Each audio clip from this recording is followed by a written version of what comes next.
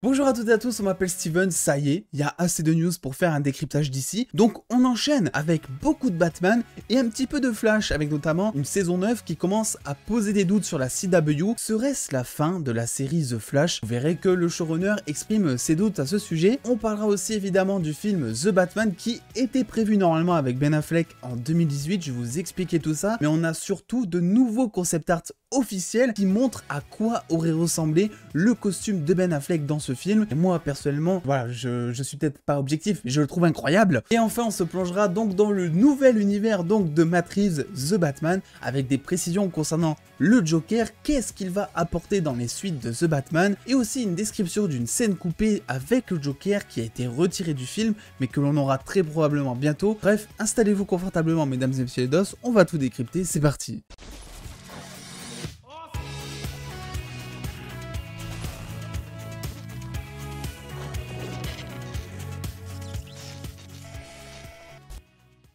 Et on va commencer par la série The Flash de la CW que je regarde toujours malgré les nombreux bas et les quelques petits hauts qu'il y a sur cette série. Beaucoup d'espoir en ce début de saison 8 qui commence un petit peu peut-être à se perdre avec donc le nouvel épisode qui est sorti, mais bon là on verra un petit peu ce qu'il en est. Quoi qu'il en soit, il y a quelques chutes d'audience, la série se fait critiquer à balle, c'est un truc de dingue. Et donc Eric Wallace, le showrunner de The Flash, a tenu à exprimer ses doutes donc pour Comic Book au sujet de la potentielle fin de la série. On se pose toujours la question, est-ce que la saison 9 sera la dernière? Est-ce qu'il y aura une saison 9? Que va-t-il se passer? Et le showrunner explique qu'il ne sait pas si la saison 8 de The Flash sera la dernière, à tel point qu'il a écrit deux fins pour cette saison, une fin qui finirait la série en beauté et une autre fin un peu plus ouverte qui elle teaserait potentiellement vers une saison 9. On sait effectivement qu'Eric Wallace avait signé un contrat de 3 ans pour réaliser The Flash sur la CW et que la saison 8, eh bien c'est sa dernière année. Est-ce que du coup le contrat va être renouvelé ou non? Ça on n'en sait rien et visiblement lui non plus. Il y a aussi quelques mois, Grant Gustin, donc l'acteur principal, avait dévoilé qu'une saison 9 avait déjà été en cours de discussion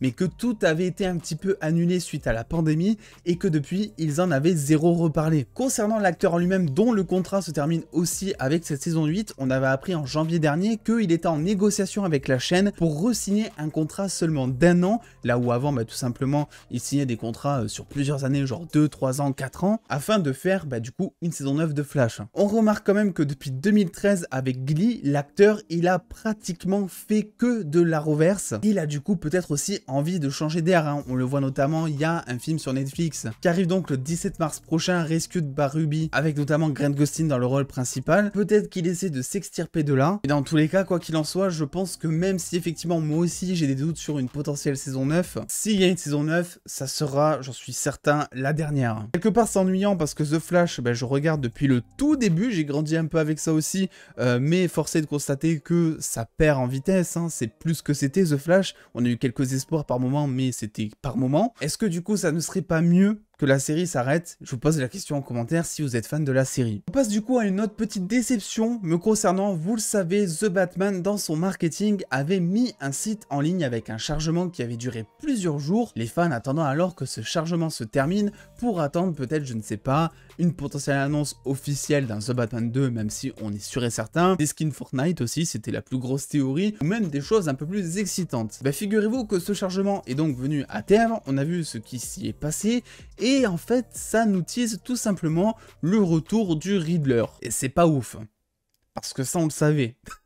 Vraiment. Alors il y a quelques détails intéressants comme ce qui semble être par exemple la mère de Bruce qui était en hôpital psychiatrique, ou encore le fait que le Riddler souligne effectivement qu'il connaissait Bruce depuis l'enfance, et ça c'est quelque chose qui a été aussi expliqué dans le livre qui est sorti, donc rien de très concret de nouveau. Est-ce que du coup on est déçu? Est-ce que ça n'a pas fait beaucoup trop de bruit pour rien tout ça? Je pense que si me concernant. Mais heureusement, on a quelques petits détails que Matt Reeves nous a fournis, qui là pour le coup sont assez hypantes concernant la suite de cet univers The Batman qui maintenant sera construit avec les suites des films, la série Gotham qui s'est transformée en série Arkham, mais aussi la série sur le pingouin. Bref, c'est un bordel sans nom et c'est trop bien. Rappelez-vous, je vous avais parlé il y a maintenant quelques semaines d'une scène coupée avec le Joker de Barry Keoghan qui avait donc été retiré du film et que Matt Reeves nous avait teasé comme étant dévoilé après la sortie du film. À l'heure actuelle, on n'a toujours pas cette scène. Elle sera apparemment comprise évidemment je pense dans les Blu-ray ou peut-être sur les réseaux sociaux vu que Matt Reeves en avait parlé également. Mais en attendant, Cependant, on a une petite description de cette scène qui, voilà, est assez hypante. Le réalisateur nous explique que dans cette scène coupée, on voit Batman qui parle directement au Joker, tombant alors sur lui lorsqu'il rendra visite au Riddler afin de l'analyser. Une scène où d'ailleurs apparemment le Pingouin mais aussi Catwoman sont présents. Ce qui est assez bizarre, et là je pense qu'on n'a pas le contexte parce que je vois mal le Pingouin et Catwoman dans l'asile d'Arkham avec Batman.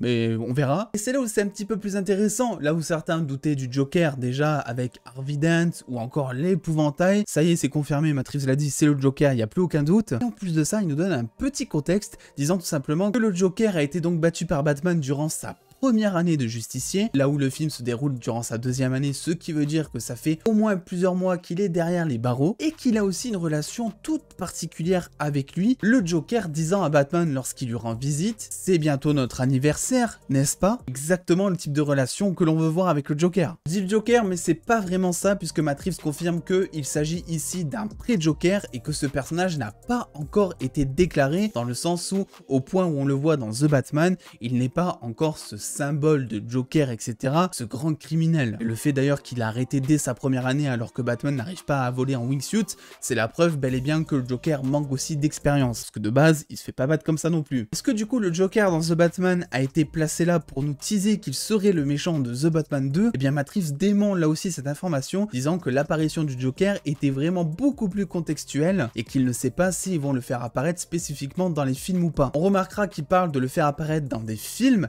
alors que l'on sait très bien que notamment la série Gotham a été transformée en série Arkham, Reeves comparant la série à une sorte de maison hantée géante dans l'univers de Batman. Et selon moi, tu ne peux pas faire une série Arkham sans montrer les prisonniers qu'il y a à l'intérieur, et donc notamment le Riddler et le Joker, qui sont vraiment dans une cellule côte à côte, qui vont potentiellement devenir meilleurs potes pour la vie, et pourquoi pas monter un plan d'évasion aussi, qui sait. Et je pense que vous comme moi, on n'est pas dupes, si le Joker a été introduit dans The Batman 1, ça ne signifie peut-être pas qu'il sera grand méchant dans The Batman 2, et je ne pense pas, et je ne l'espère pas d'ailleurs même, mais par contre pour The Batman 3 qui sera donc la fin d'une trilogie, voilà, je pense que le Joker serait le moment parfait pour le lâcher dans la nature et commencer à casser des têtes quoi. Et vu que je parle de casser la tête, figurez-vous que c'est exactement ce qui s'est passé hier soir lorsque je suis tombé sur les concept art officiels de ce qui aurait dû être présent pour le Batman de Ben Affleck. Pour la petite histoire, pour vous résumer, sachez que normalement The Batman était un film qui faisait partie du DCEU et devait être représenté par Ben Affleck, que ce soit dans le rôle principal de Batman, mais aussi derrière la caméra vu que Ben Affleck devait réaliser le film. La chauve-souris masquée devait faire face du coup à Deathstroke de Joe Manganiello, j'espère que j'ai prononcé son nom correctement cette fois. Le film devait être disponible aux alentours de 2018, mais ça ne s'est pas fait parce que Ben Affleck a quitté le projet parce que, je vais pas vous refaire l'histoire, trop de mauvaises expériences avec Warner, avec son rôle de Batman aussi, qui représentait une grosse partie de sa vie assez triste, assez compliquée, etc.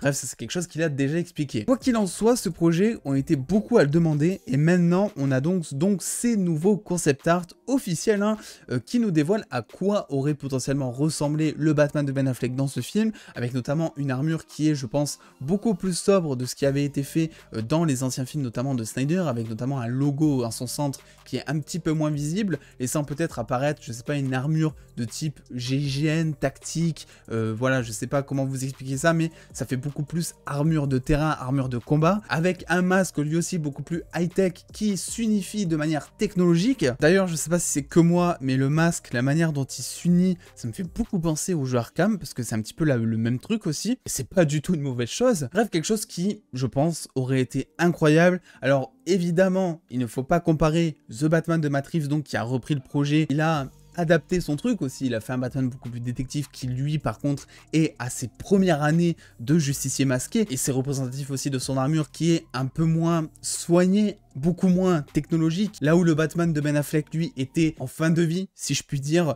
et donc avait beaucoup plus d'expérience, savait ce qu'il devait porter, ce qui en conclut cette armure technologique pour le coup. On verra du coup ce qu'il en est pour le Batman de Ben Affleck prochainement, puisque l'acteur a déclaré en avoir fini avec son personnage avec le film Flash qui sortira du coup maintenant en 2023. On verra ce qu'il en est, si Snyder revient, si l'univers de Snyder revient, est-ce que Ben Affleck serait prêt à revenir dans le rôle? Est-ce que le fait que Ben Affleck dise que c'est la fin de son personnage avec The Flash, est-ce que c'était du bluff off aussi, ça on est sûr de rien, après tout ça ne reste que des dires d'acteurs je vous rappelle. Bref on verra ce qu'il en est, mais pour l'heure ce qui est sûr c'est que ces concept art, moi de mon côté, c'est entièrement validé. Vous du coup qu'est-ce que vous pensez de tout ça? N'hésitez pas aussi à me dire un petit peu ce que vous en pensez, on se retrouve très vite, très vite pour une vidéo Marvel peut-être, d'ici peut-être, personne ne sait. En attendant vous pouvez lâcher le pouce bleu si cette vidéo vous a plu, venir me suivre sur les réseaux sociaux pour avoir toutes ces news en avance, et en attendant les dos, prenez soin de vous, faites-vous bien kiffer, des bisous les dos.